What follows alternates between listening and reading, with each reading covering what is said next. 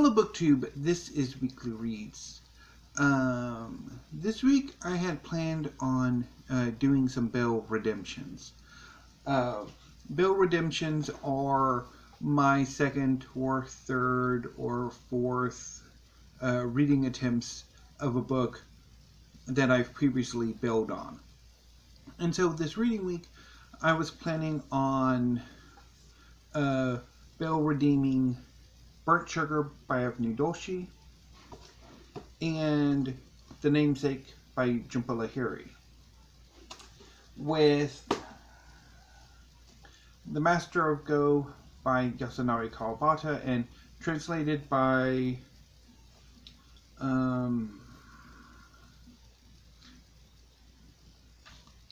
Edward G. Seidensticker as the backup. So, I started the reading week with my third attempt at Burnt Sugar by Avni Doshi. This is a novel about a young woman named Antara who has a toxic relationship with her mother, Tara. When Antara was younger, Antara was abusive and neglectful, and now in late middle age, she's beginning to show signs of early onset Alzheimer's or dementia. And Antara is trying to navigate this new relationship. So this, again, is my third attempt at reading Burnt Sugar, and once again, it's a Bill redemption rejection. Even though I've made it further this time than I have in the past, it's still, this book isn't for me.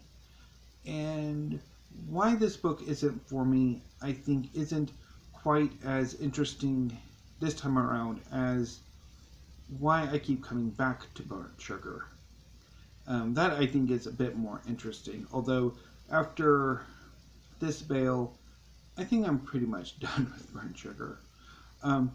So, Burnt Sugar was shortlisted for the Booker Prize in 2020. And around the time the long list was announced, I had come across, I'm not entirely sure how, but somehow or other I discovered, or I first started watching Katie Books. Kieran is a Welsh booktuber who is passionate about the Booker Prize, both the primary Booker and the Booker International. And so I started watching him around the time the long list was announced, and him reading the long list, reviewing them. I mean, his reviews are amazing. I mean, they are hilarious and wonderful. And I saw him review Burnt Sugar, and he loved it. And Kieran talking about the book just makes you want to read it, want to make you love it in the way that he does. Now, ultimately, Burnt Sugar did not go on to win the Booker. It was Shuki Bain, and I think Burnt Sugar did not make it past the long list for the next year's Women's Prize. But, I mean, on the strength of Kieran's adoration of this book, and a few other booktubers who had been following the Booker Prize in 2020, got me to really want to read this book and to really experience that reading experience. And I didn't get it. This book doesn't do it for me. And I guess maybe there's something about literary fiction, despite how much I try to love it, it just doesn't really do it for me. So, yeah, I bailed on it, and I think this spell I'm kind of done with it. So, that was Saturday. So on Sunday, I decided to read or reread The Master of Go by Yasunari Kawabata, translated by Edward G. Seidensticker. This is my favorite novel of Kawabata's. I read it periodically every few years. It's a lightly fictionalized account of a bit of reportage that Kawabata did in the late 30s.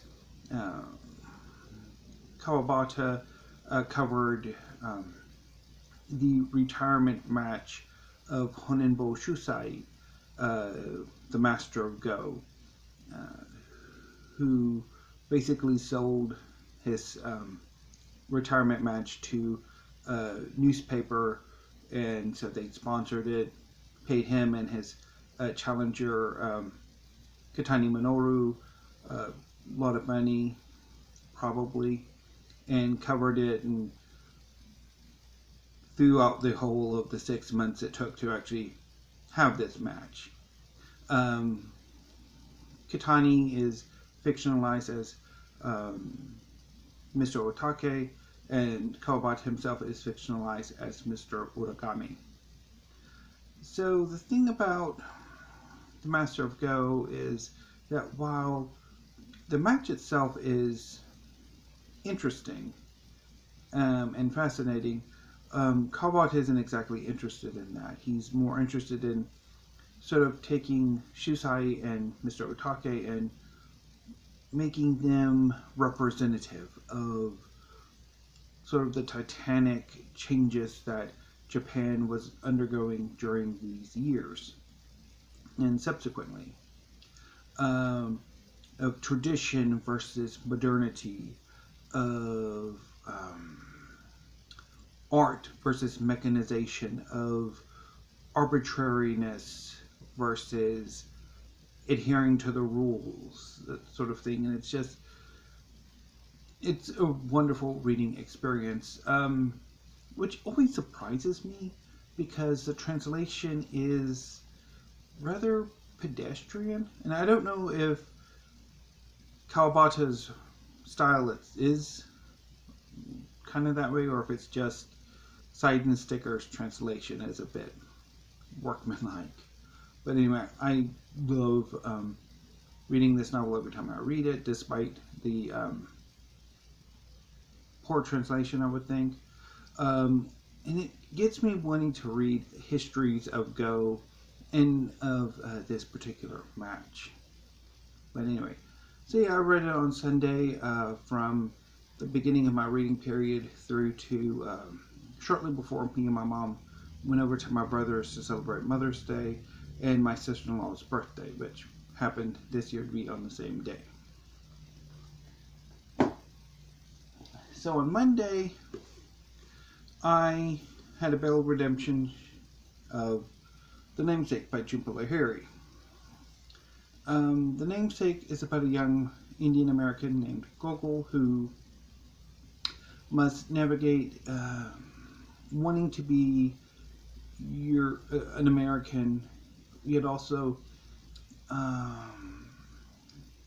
lingering connections, lingering fondness for his Indian identity. And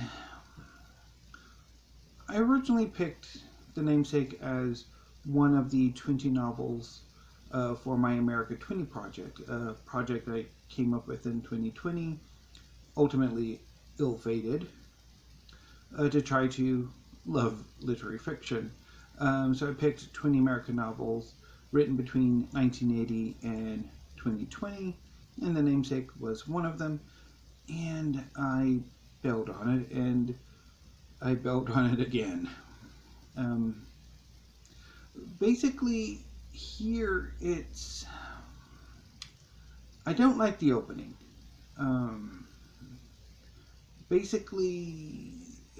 The opening is Gogol's birth, and how his parents got to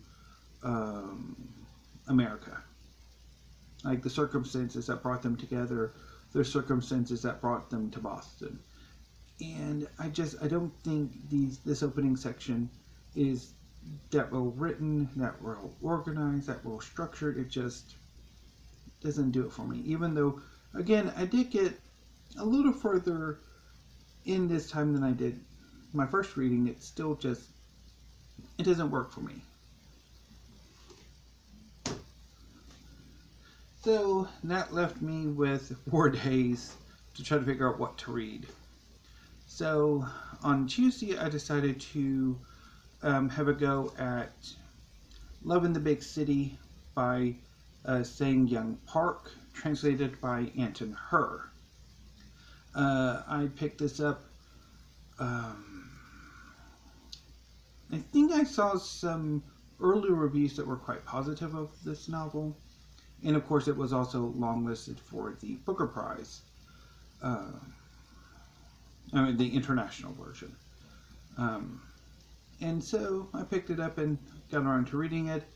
And it's about, well, before we begin, there's a novel. It's more of a collection of long short stories than a novel. It's basically, Love in the Big City is basically 4 long short stories featuring the same narrator. And roughly the stories kind of sort of are in the same reality, although they're not necessarily that well connected. So the first story, Jae, is about the narrator's relationship with his female best friend who is getting married. The second story, Taste of Rockfish. I can never remember what the second part of the title is. It's something universe. Is about the narrator navigating 2 toxic relationships, that with his mother and that with an older man that he's quasi-dating. This third story, Love in the Big City, is about the narrator's relationship with a slightly younger man and of how it's probably the healthiest relationship he has. And then the fourth and final story, which I think is Rainy Season Vacation or something. I keep forgetting this one's title too, which is about the narrator sort of coming to realize how much he loved the young man he was in love with in the third story. On the whole, I liked Love in the Big City. I didn't love it. It was okay. Which is probably fairly damning, but I quite liked the style and the dialogue. It's very Nadine Gordimer-esque, and I quite like that. But I quite liked particularly some bits of Taste of Rockfish. But particularly, I think I liked the narrator's relationship with his mother and kind of how that relationship sort of ended up. And I loved Love in the Big City a bit more than the other stories. I thought that one was by far the best. But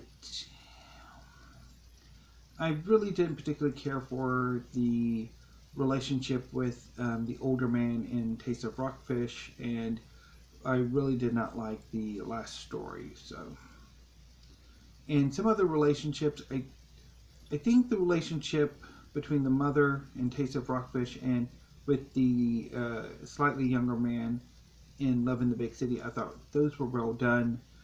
But the relationship with Jae and certainly the relationship with the older guy, I have no idea. I don't understand that at all. No. Anyway, So yeah, once again, I liked Love in the Big City. I didn't love it. It was okay. It, and I think it's the same reaction I had to Memorial by Brian Washington, which was okay. I liked it. I didn't love it. So, Love in the Big City took me 2 days to read. I started it on Tuesday and finished it on Wednesday, so that left me with 2 days to left, Thursday and Friday. So I had a go at After the Sun by Jonas Eika. This is a collection of short stories and a collection of short stories that's not pretending to be a novel. This book was longlisted for both the Republic of Consciousness Prize, a prize that focuses on small presses, and the Booker International. It did not advance to either shortlist for understandable reasons. I read the first story and it was crap. It's about the narrator who basically needs a place to stay because the reason for going to Copenhagen for a business trip ended up collapsing, and apparently nobody had any backup plans or what exactly you do. So he ends up checking up with this guy. It's one gigantic paragraph. It was just, I didn't like it at all, so I bailed on it. Anyway, so yeah, that's what I've read this past week. I spent today going through some catalogs. The University of Chicago Press is doing nothing but trying to take my money.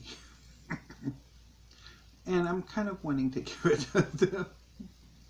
Speaking of which, yeah, we will be having some University of Chicago Press books coming in for my meal haul, my book haul at the end of the month. Anyway, so what am I going to be reading this coming reading week? I'm in the mood for some history, and by the end of this week, I really want to get to history, and